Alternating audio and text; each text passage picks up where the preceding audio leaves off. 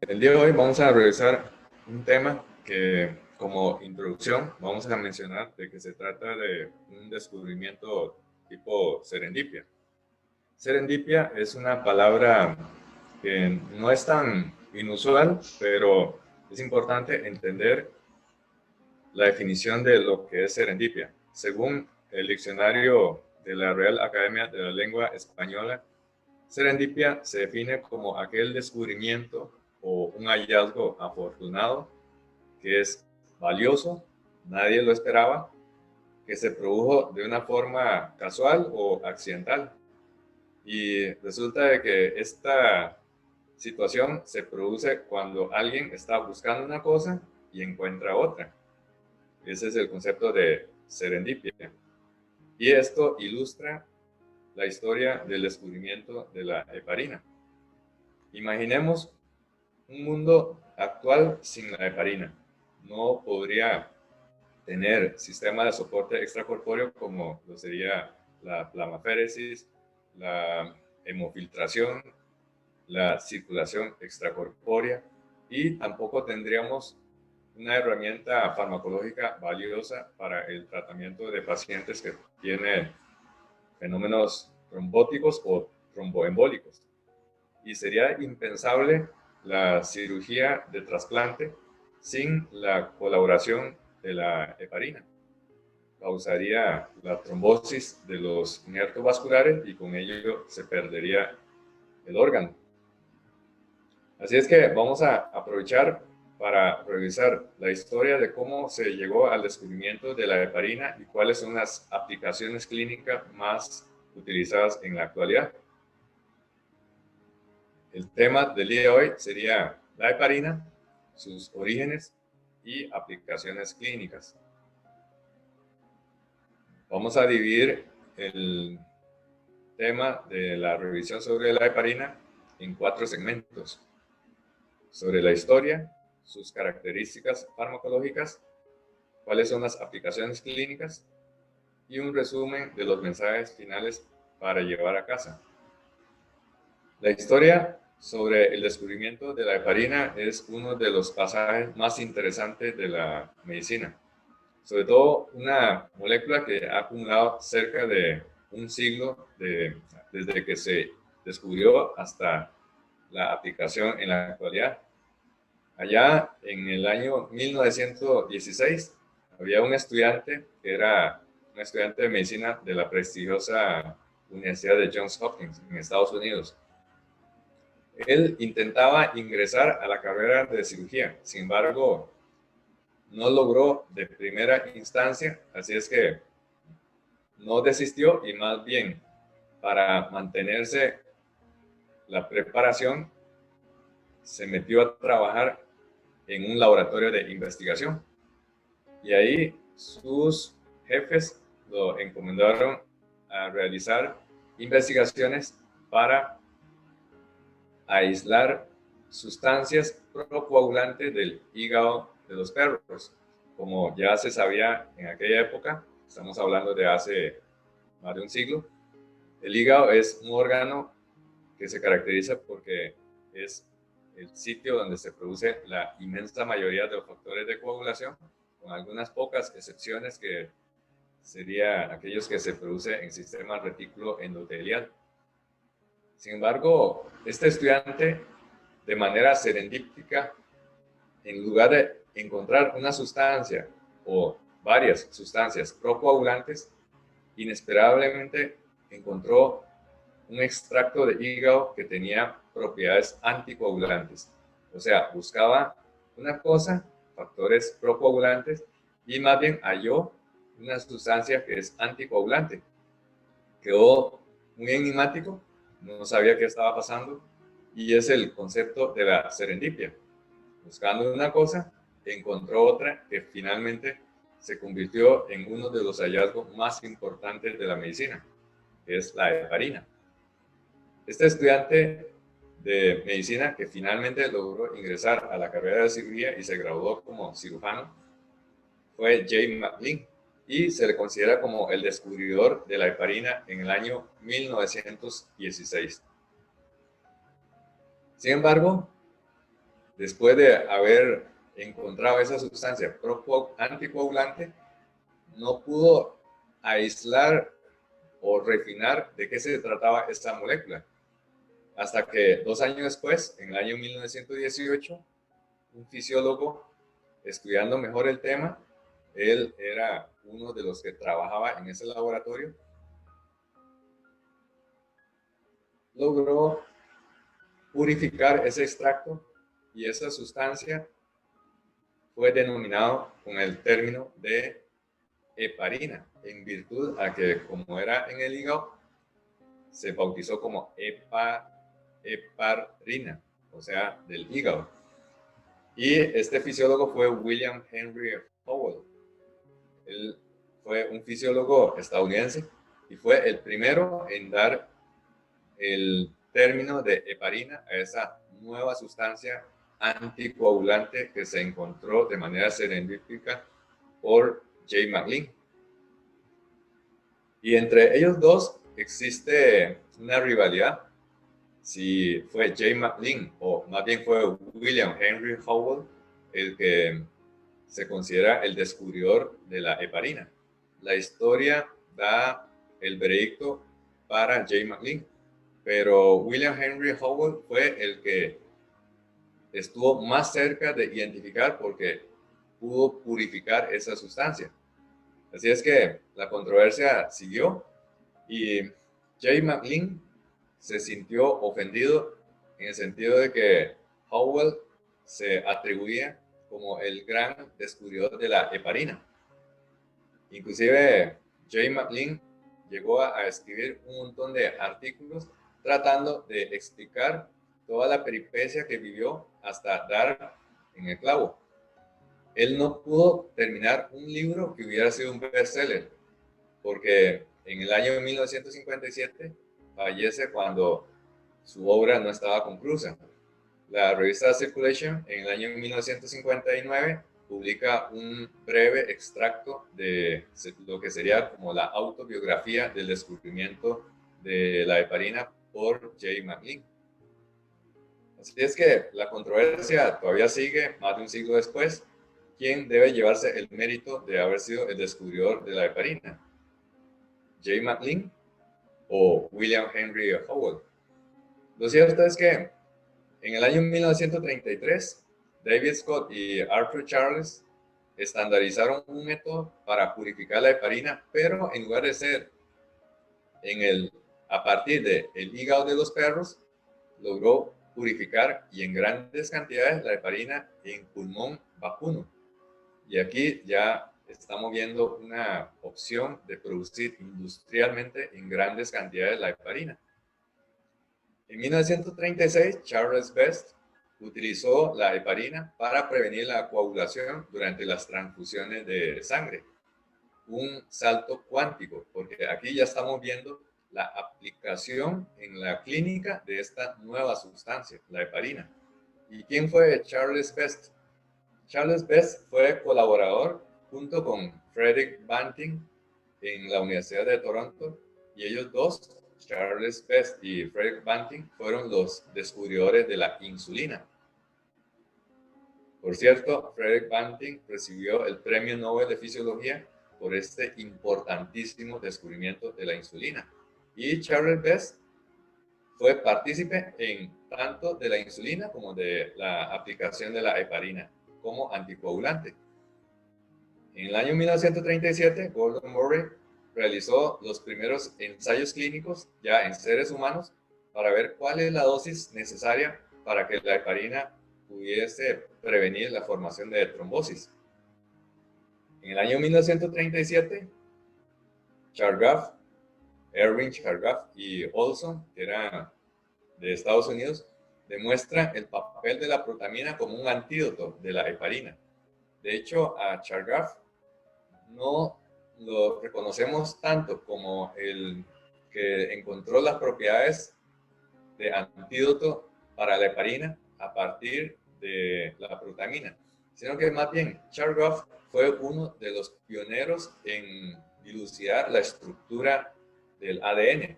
¿Por qué? Porque más adelante vamos a ver de que la protamina es un componente importante del material nucleico. Eso lo vamos a analizar al final de esta charla.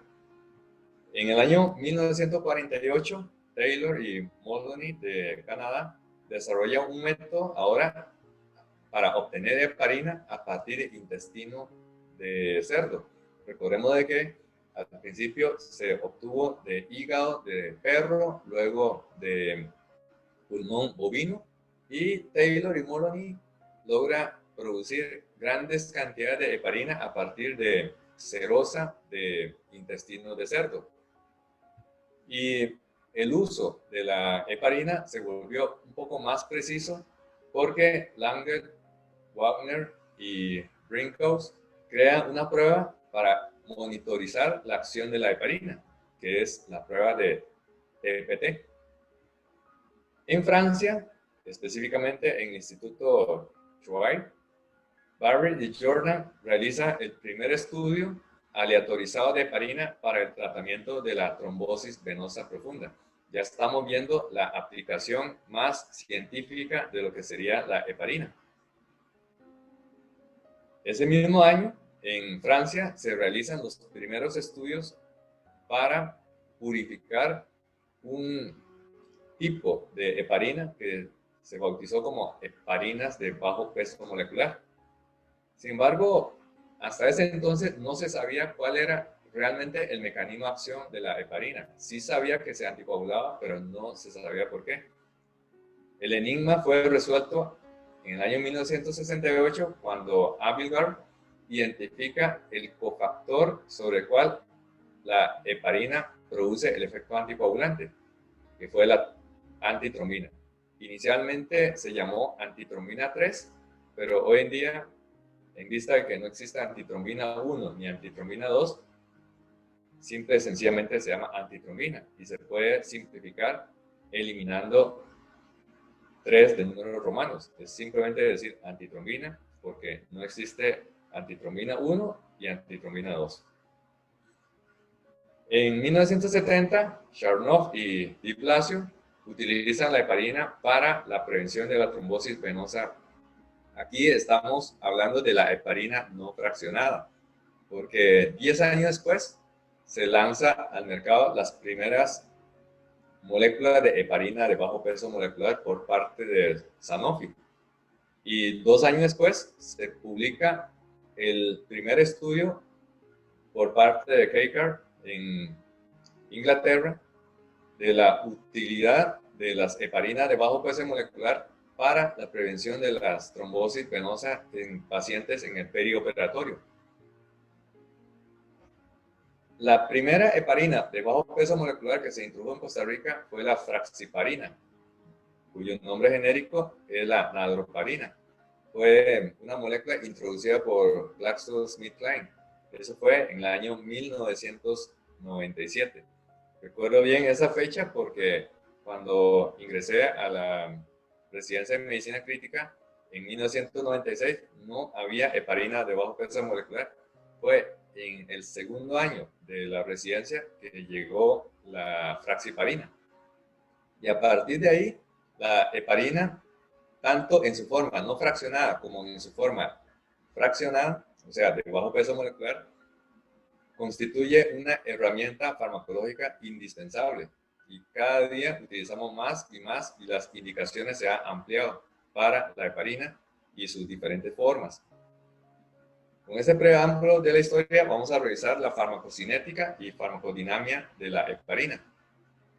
La heparina es una molécula polimérica, está conformada por gran cantidad de residuos que tienen grupos aniónicos a base de sulfato. Es un glicosaminoglicano muy sulfatado. De hecho, tiene gran cantidad de cargas negativas y es la molécula de todas las biomoléculas es la que tiene la más alta densidad de carga y le confiere una carga fuertemente ácida por la gran cantidad de grupos sulfato. Entonces, la heparina es una molécula con carga negativa y la solución es una solución ácida. Sin embargo, ¿cuál es el papel fisiológico de esta molécula? Es bastante enigmático, porque la heparina en las concentraciones que se encuentra a nivel fisiológico no queda muy claro cuál es su función, porque no logra anticoagular con estas concentraciones y su papel como mediador inmunológico es bastante cuestionado y su papel en la regulación de la inflamación también.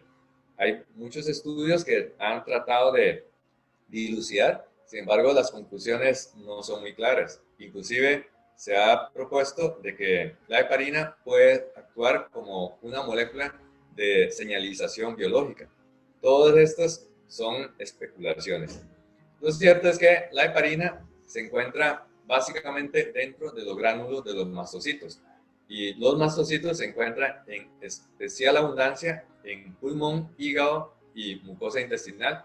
De ahí que la heparina se había extraído de hígado de perro, de pulmón vacuno y de intestino de cerdo. Tiene una gran afinidad hacia la trombina, hacia la antitrombina y a la lipasa. Y la heparina en realidad no es una molécula monomérica, sino que es un polímero que tiene pesos moleculares de 5.000 hasta 30.000 daltons.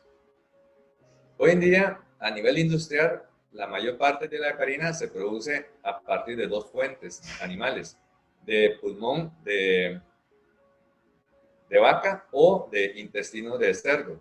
Estos dos tejidos se caracterizan porque tienen gran cantidad de mastocitos y la heparina se encuentra almacenada dentro de los gránulos de los mastocitos. Acá vemos una foto de un frasco de heparina que utilizamos en el hospital y aquí ustedes pueden ver, dice origen de mucosa intestinal porcina. Entonces, la heparina que utilizamos en la Caja Costarricense de Seguro Social es de origen porcino, de mucosa de intestino de cerdo. Y tiene una distribución que va desde 5.000 hasta 30.000 daltons. Desde 5.000, las moléculas más pequeñas, hasta 30.000, las moléculas más grandes. ¿Cuál es el mecanismo de acción de la heparina? Actúa como un cofactor junto con la antitrombina. Lo que va a hacer es inhibir a dos de los factores más importantes de la cascada de coagulación. El factor 10 activado y el factor 2 activado, que es la trombina. Para ello, necesita de un cofactor. Este cofactor es la antitrombina. Viéndolo así en más detalle, aquí ustedes pueden ver la antitrombina que va a inactivar a la trombina, que es la enzima que forma parte de la cascada de coagulación que tiene actividad serinproteasa. Recordemos que la protrombina se convierte en trombina y la trombina va a actuar sobre el fibrinógeno convirtiéndolo en fibrina y ahí la polimerización va a generar los coágulos. Para que la heparina acelere este proceso de inactivación de la antitrombina a la trombina, necesita de una secuencia de 5 sacáridos, llamada la secuencia de pentasacárido esencial. Entonces, a manera de resumen, la heparina se une a la antitrombina, que es el cofactor, y causa la inactivación del factor 2A, el factor 10A, y luego en menor cuantía el factor 9A, el 11A, el 12A y la calicreína. Y se necesita de una secuencia de 5 sacáridos sine qua non, si no, no actúa. Existe, dependiendo del peso molecular, una preferencia hacia la inactivación del factor 2A versus 10A. Las heparinas de bajo peso molecular preferiblemente actúa sobre el factor 2A, perdón, el factor 10A, mientras que la forma no fraccionada, que tiene mayor peso molecular, va a inhibir no solamente al factor 10A, sino también al factor 2A. Y esta inactivación ocurre en condiciones normales por parte de la antitrombina. La antitrombina es capaz de inactivar a la trombina, al factor 10A, al factor 9A, también al factor 11A y el factor 12A y la calicreína. Lo que pasa es que en presencia de la heparina, la velocidad se incrementa miles de veces. Vea, ahí puede incrementar 2000 a 4000 veces para la trombina, 500 a 1000 veces para el factor 10A y hasta 1.000.000 de veces para el factor 9 activado. Y esta es la estructura de la antitrombina, el cofactor de la heparina. Dicho de otra manera, sin antitrombina, la heparina no puede producir el efecto anticoagulante. Acá vemos la diferencia entre la heparina de bajo peso molecular versus la heparina no fraccionada.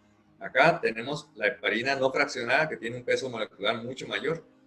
Esta heparina no fraccionada, junto con la antitrombina, va a acelerar el proceso de la inactivación tanto para el factor 10A como el factor 2A, que es la trombina.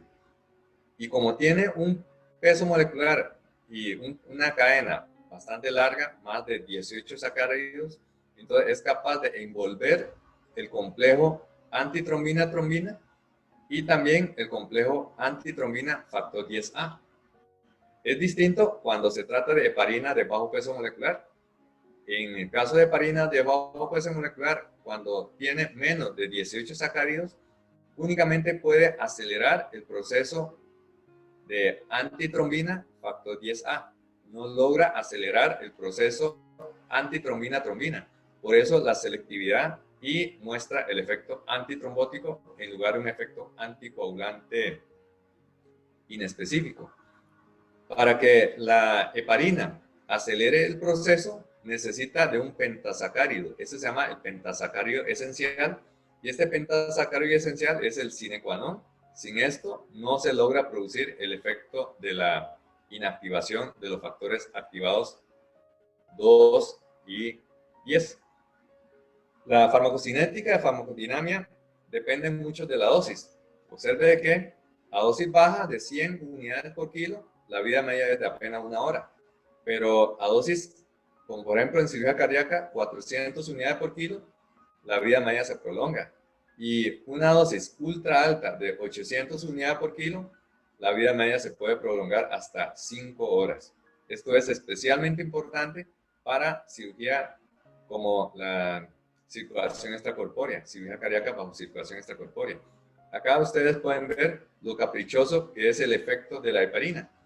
Ante una infusión continuada a la misma dosis, este paciente vea que de pronto está con 68, luego subió a 93, baja a 72, bajó a 59, siguió bajando a 42, después cuando se subió la dosis, prácticamente triplicó el tiempo de TPT, luego a 101, luego bajó y luego siguió bajando a dosis, a un efecto casi subterapéutico.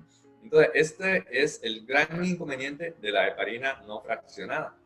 Inclusive, hay casos también de sobredosis de heparina, a pesar de que está recibiendo una masa en términos de unidades normal. Como este caso, vea cómo utilizando 1000 unidades por hora, el tiempo de TPT llegó a más de 400 segundos. Esto es lo caprichoso y por eso es tan difícil regular la dosificación de la heparina no fraccionada. Inclusive hay otro problema, que es la resistencia a la heparina. Recordemos de que la heparina necesita de este cofactor que es la antitrombina.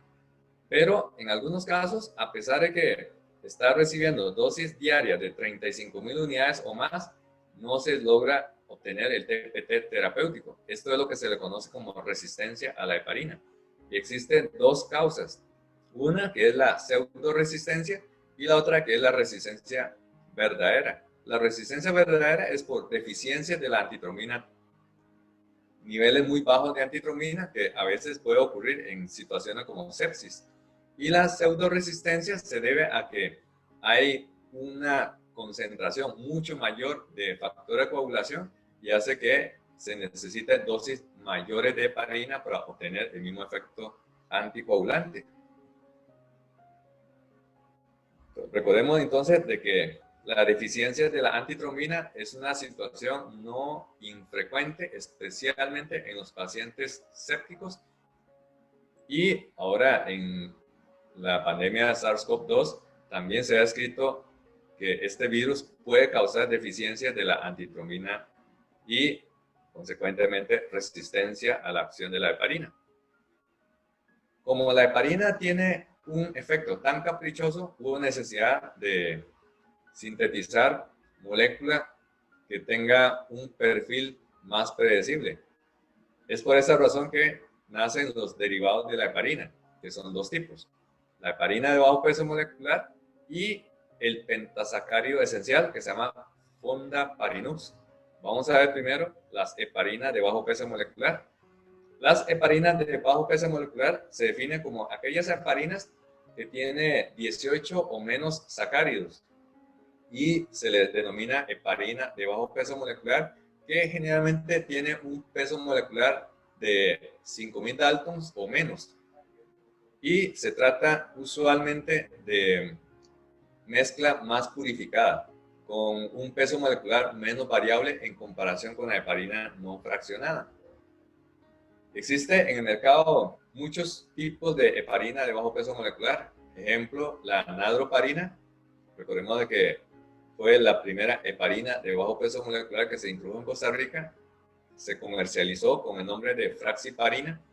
Y luego aparecieron un montón en la lista: enoxaparina, dalteparina, tinzaparina, bemiparina, reviparina, y la lista todavía continúa. ¿Por qué la necesidad de crear las heparinas de bajo peso molecular? Porque las heparinas de bajo peso molecular tienen un efecto farmacológico más predecible, a diferencia de la heparina no fraccionada, en donde la misma dosis en el mismo paciente en un momento dado puede estar subanticoagulado y en otro puede estar sobreanticoagulado. El efecto de la heparina no fraccionada es bastante caprichoso. El otro tipo de derivado de la heparina es el fundaparinux. El fundaparinux en realidad es lo que veníamos mencionando, el pentasacárido esencial. Ahí ustedes pueden ver los 5 monómeros de sacárido y constituye lo que se llama el pentasacárido esencial. Se llama esencial porque son esos 5 sacáridos sine qua non para poder interactuar la heparina con la antitrombina. De hecho, existe un producto en el mercado a base de este pentasacárido esencial, que es el fundaparinux. El fundaparinux se comercializa con el nombre de Arixtra y es un inhibidor muy selectivo del factor 10A. De hecho, como solamente tiene 5 sacáridos, únicamente puede inactivar el factor 10A. No logra inactivar los otros factores. Por eso, al ser más selectivo, permite un efecto más controlable. Pero indudablemente, como altera la hemostasia, tiene una serie de efectos secundarios bastante predecibles, la hemorragia. Pero también puede provocar trombocitopenia, que generalmente puede ser debido a un efecto inmunológico o un efecto idiosincrático. Y la osteoporosis también es un efecto idiosincrático. Generalmente se presenta cuando el paciente recibe más de 20,000 unidades por día durante meses. Esto generalmente en pacientes con necesidad de anticoagulación durante periodos muy prolongados, no de días, sino de 3 a 6 meses. Es una situación bastante inusual y el mecanismo parece ser por la activación de los osteoclastos. Ejemplo de complicación con la heparina. Esta paciente estaba anticoagulada, se hizo un tralape, se suspendió la warfarina, se hizo la cirugía y se hizo el tralape con heparina, pero con un reinicio muy temprano de la heparina, esta paciente que fue sometida a una tiroidectomía desarrolló un hematoma. Igualmente acá, una paciente que tuvo un hematoma a nivel de la ingle como consecuencia del inicio excesivamente temprano de la heparina. Otra complicación es la trombocitopenia inducida por la heparina. No es usual, se puede observar en 0.5% de los pacientes y suele presentar alrededor de una semana después del inicio de la terapia. se caracteriza porque las plaquetas empiezan a bajar. Usualmente son pacientes que tienen plaqueta menor de 150.000, y si uno va a comparar con respecto a los días previos, notaríamos de que el descenso de la plaqueta es superior al 50% con respecto al valor pretratamiento. Ahora vamos a ver algunas aplicaciones clínicas. Sin lugar a duda, la heparina es una molécula de muchísima indicación, de muchísima aplicación en la medicina actual. Se usa, dependiendo de la dosis, como régimen de profilaxis o para régimen de anticoagulación para los fenómenos trombóticos. Para los fenómenos trombóticos, que puede ser trombosis venosa profunda o tromboembolia pulmonar, también se utiliza en síndrome coronario agudo, especialmente en angina inestable o paciente que tiene un síndrome coronario agudo sin elevación de ST. Y también aquellos pacientes que fueron sometidos a procedimientos de intervención coronaria percutánea. Y una indicación muy común es la prevención de trombos en los circuitos extracorpóreos. Imaginemos que en este momento un paciente fuese sometido a un reemplazo de rodilla o de cadera y que por A o por B se nos olvida dar la tromboprofilaxis. Ese paciente tendría casi un 50% de probabilidad de que se le va a formar una trombosis venosa profunda. Por eso es que la heparina se estima de que el uso de esta molécula salva cerca de 100 millones de vidas cada año. Es una de las moléculas que tiene un efecto, un impacto positivo más impresionante, según la Organización Mundial de la Salud. Imaginemos un paciente que fue sometido a un reemplazo de rodilla o un reemplazo de cadera. Sin la tromboprofilaxis, muchos de esos pacientes van a desarrollar la lamentable complicación de la trombosis venosa profunda. Inclusive pacientes de alto riesgo de fenómenos trombóticos, como pacientes con obesidad mórbida, o en este caso, esta paciente con una obesidad hipermórbida, hubo necesidad incluso de arrimar 2 camas para que esta paciente pudiese descansar en la unidad de cuidados intensivos. Imaginemos la situación en que acabamos de diagnosticar una trombosis venosa profunda con tromboembolia pulmonar y que por A o por B no podemos anticoagular a este paciente con heparina. Sería un caos. Ahí notamos la necesidad de esta molécula. ¿Cómo monitorizamos el efecto de la heparina? Bueno, lo convencional es la prueba de TPT. La prueba de TPT debe estar en condiciones normales entre 25 a 37 segundos. Aquí el paciente no está bajo efecto de la heparina y tiene un TPT normal. Pero cuando ese paciente va a ser sometido a procedimientos, por ejemplo, en donde la sangre viaja por un circuito extracorpóreo, o cuando necesitamos anticoagular al paciente de manera sistémica, tendríamos que utilizar una dosis mucho más alta. Un bolo inicial de 70 a 80 unidades por kilo y luego 18 unidades por kilo, manteniendo como meta un tiempo de tromboplastina activada entre 2 a 3 veces con respecto al valor basal. Estaríamos hablando de alrededor de 80 a 120 segundos. Los pacientes que necesitan de terapia dialítica, plasmaféresis, circulación extracorpórea sin heparina sería inconcebible.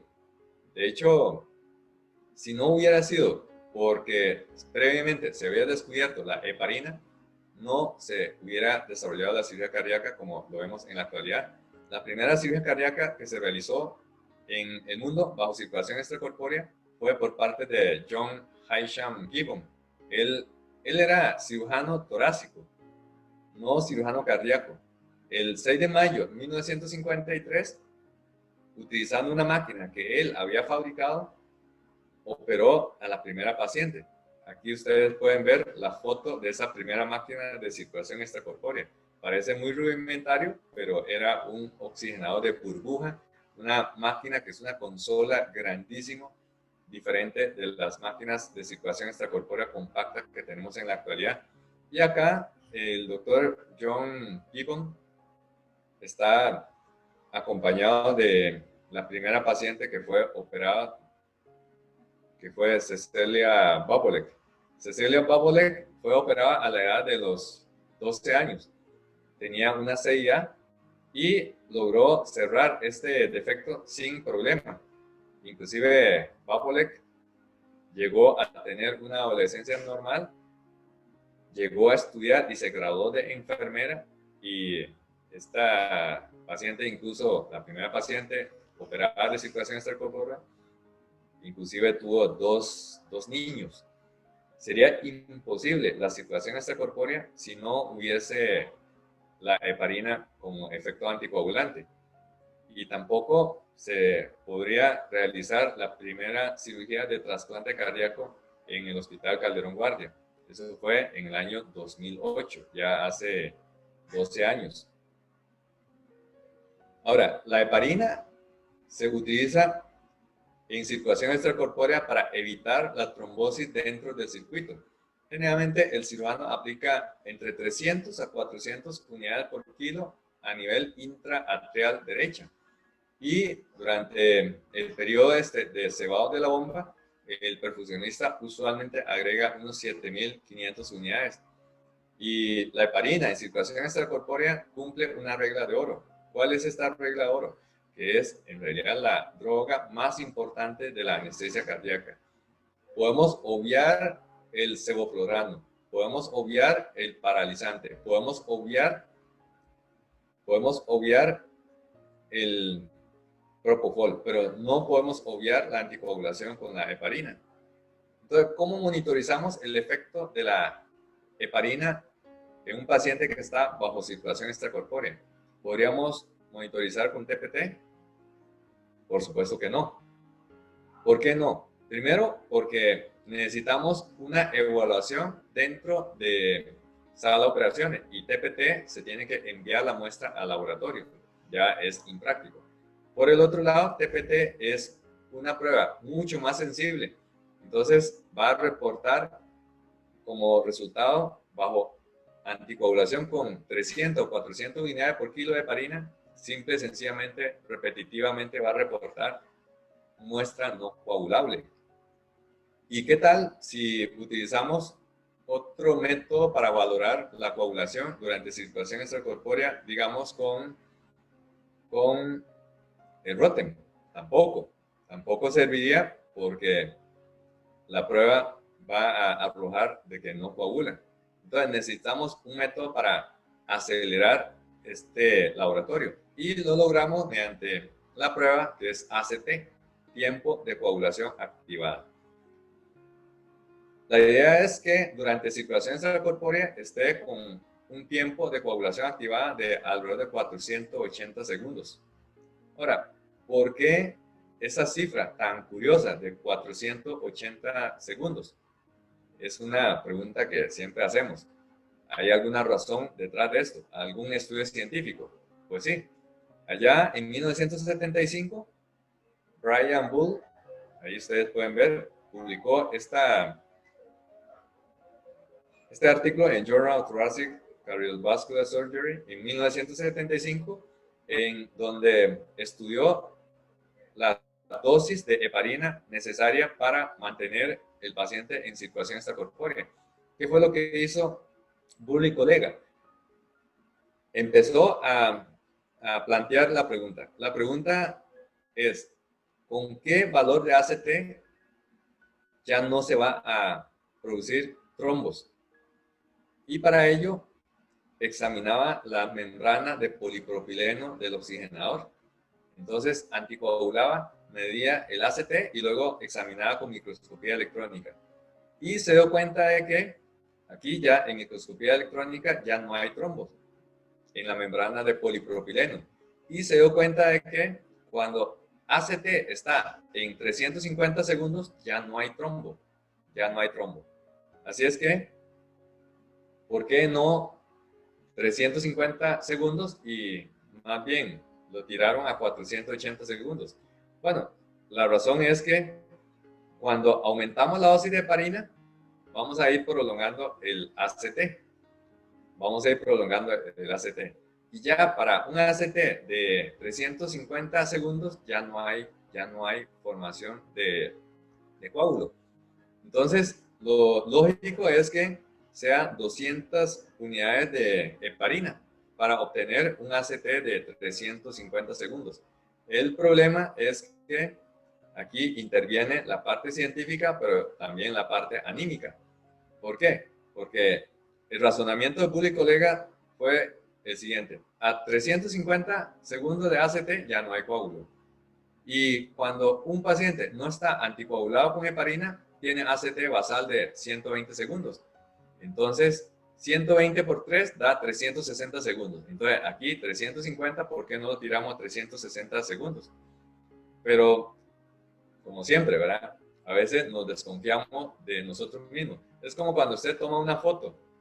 Toma una foto y en lugar de apretar el botón una vez, usted aprieta varias veces por aquello de que la foto, las fotos previas no hayan salido bien. Entonces, mejor en lugar de 3 veces, ¿por qué no 4 veces? Y así, 4 por 120 da 480 segundos. Y así aparece la explicación de los famosos 480 segundos de ACT en circulación extracorpórea. Una cuestión científica, pero al final se privó más la parte emocional, la parte de el miedo teórico. Y lo que buscamos es un ACT de 480 segundos o más. Como aquí, claramente tiene más de 480 segundos, el paciente está full anticoagulado durante la circulación extracorpórea. ¿Pero existe alguna otra tecnología para dosificar la heparina? Pues sí, en circulación extracorpórea también se dispone de otra tecnología que se llama EPCON, que básicamente EPCON mide la concentración de heparina y es un estimador más fiel de la dosis de protamina que nosotros le podemos dar. Comparando EPCON contra ACT, los estudios arrojan de que con la monitorización con EPCON se utiliza más heparina y menos protamina en comparación con el enfoque basándose en el monitor de ACT. La heparina no fraccionada tiene un comportamiento un poco caprichoso cuando utilizamos dosis muy altas. ¿Por qué? Porque a dosis muy altas se empieza a acumular dentro de las células endoteliales. Y cuando aplicamos la heparina empieza a meterse y se acumula en ese compartimento de las células endoteliales. Las células endoteliales constituye un órgano que pesa 2 kilos. O sea, si raspamos todas las células endoteliales, obtendríamos un tejido de 2 kilos. Entonces, es muy importante como reservorio.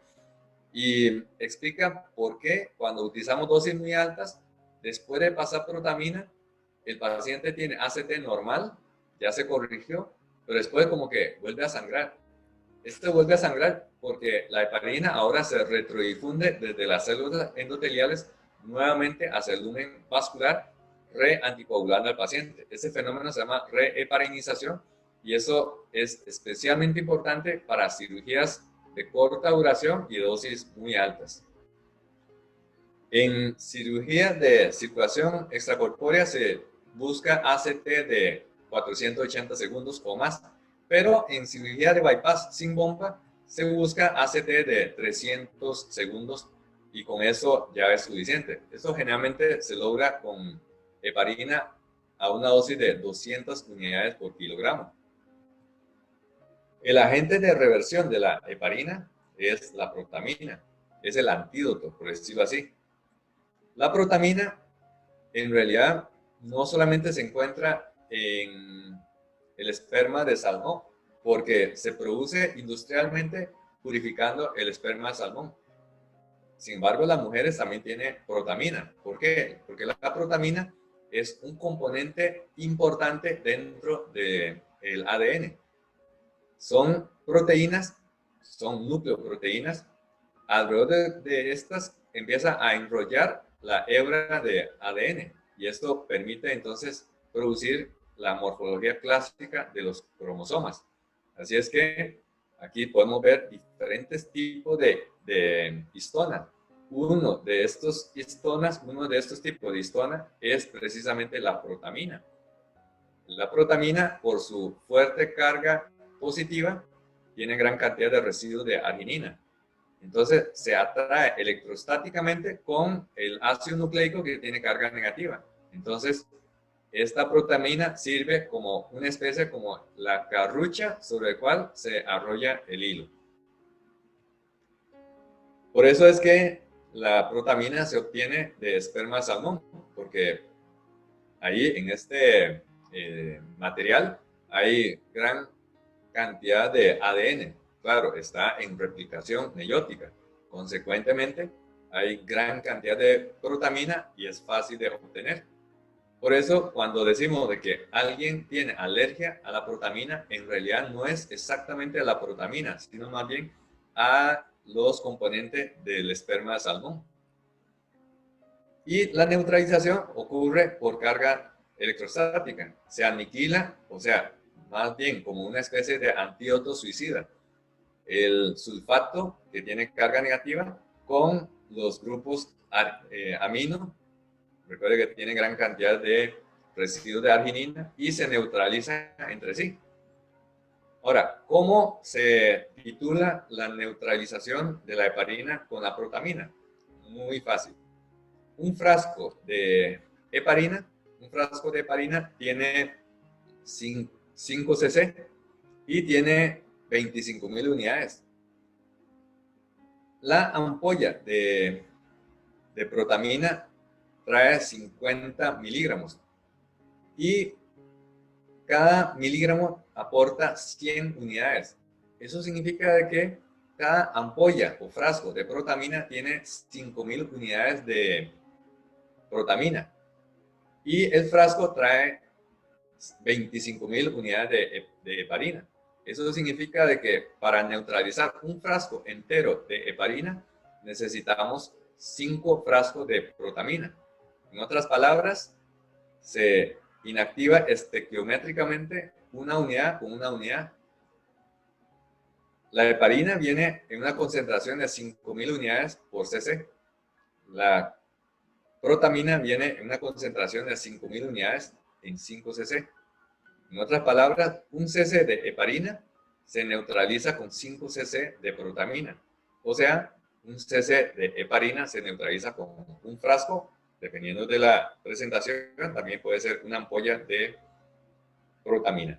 Bueno, y ahora que ya estamos nuevamente en era COVID, casi que no podemos dejar de hablar de este tema porque hay un problema realmente grave desde el punto de vista de la salud pública. Tenemos muchos pacientes que están con distrés respiratorio producto de esta infección por SARS-CoV-2 y se ha hecho estudios de heparina para el manejo de los pacientes con SARS-CoV-2. Bueno, lo tradicional es que la heparina previene los fenómenos trombóticos que se ha descrito con SARS-CoV-2. Ese es el concepto de síndrome de respuesta inmunotrombótica o síndrome de RITAC. Dependiendo de esto, podemos utilizar heparina en dosis de tromboprofilaxis o de anticoagulación. Pero todavía hay más. Que no se vaya. ¿Por qué? Porque hay estudios que analizaron la utilidad de la heparina nebulizada en el manejo de los pacientes con SARS-CoV-2. ¿Por qué? Porque la heparina puede actuar de diferentes maneras. Se une a la proteína S. Recordemos que la proteína S o la proteína Spike es la que interactúa con el receptor de angiotensina y una vez que se produce esa interacción, permite el virus internalizar. Entonces, bloquea la entrada del virus. Otro mecanismo, previene la formación de microtrombos a nivel de la circulación pulmonar. Otro efecto es que inmunomodula, reduciendo la inflamación pulmonar. Y algunos otros mecanismos todavía por dilucidar. En esta publicación de Critical Care se explica muy bien el papel de la heparina nebulizada.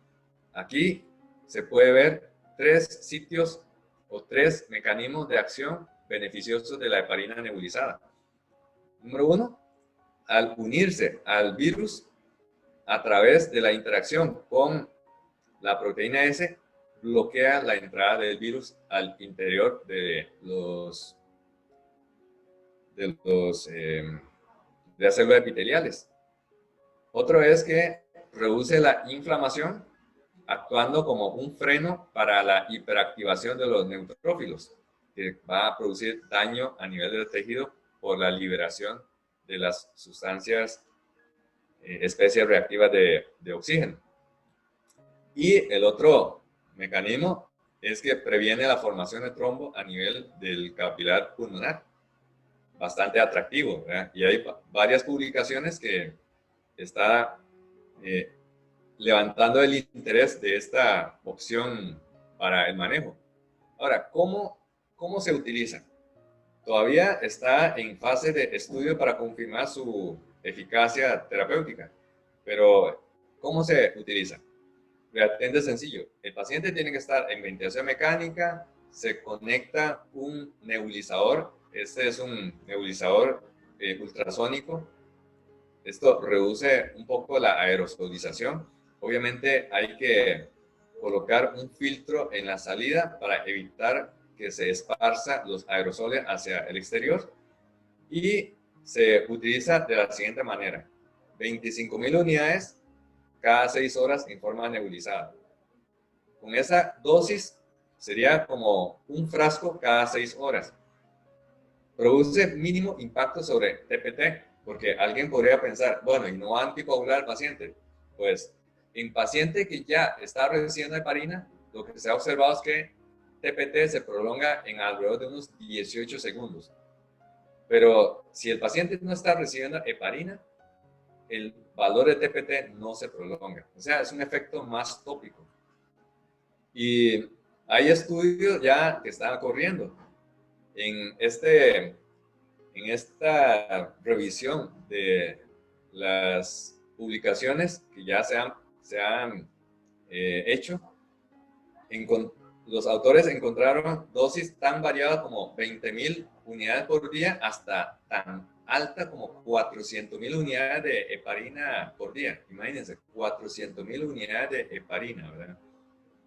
¿Y cuál ha sido la conclusión de esta revisión? De que el beneficio de la heparina nebulizada para SARS-CoV-2 parece ser muy marginal, muy marginal. Sin embargo, todavía es muy poco tiempo y hay 2 estudios que están corriendo en donde comparan la evolución de los pacientes en ventilación mecánica que recibe 25.000 unidades cada 6 horas de heparina nebulizada, un estudio de Dixon y colega por 10 días y el estudio ACCORD-2 de 25.000 unidades cada 6 horas por 21 días. Todavía los resultados no han salido. Probablemente cuando salga ya veremos si sirve o no sirve. Entonces, los mensajes para llevar a casa son los siguientes. Número 1, que el descubrimiento de la heparina fue como consecuencia de la combinación de suerte y observación científica. O sea, fue de serendipia por parte de J. McLean, y Howard fue el que le dio la aplicación científica de esta molécula. Y de ahí un montón de otros estudios, un montón de otras observaciones para finalmente terminar en el producto que tenemos ahora, que es la heparina, que como le habíamos mencionado previamente, la heparina que utilizamos se obtiene a partir de la purificación y concentración de la heparina presente en los gránulos de mastocitos de la mucosa de intestino de cerdo. Que la molécula de la heparina es una molécula que ha revolucionado la medicina desde su introducción hace más de un siglo. No podemos pensar la medicina actual sin la heparina. Y es importante entender su comportamiento farmacocinético y dinámico para la correcta dosificación. Y aún así, los efectos de la heparina son bastante caprichosos, especialmente la heparina no fraccionada. Y recordemos de que aparte de las tradicionales indicaciones para su uso, también están apareciendo nuevas perspectivas sobre su uso, especialmente en forma de nebulización para los pacientes con SARS-CoV-2.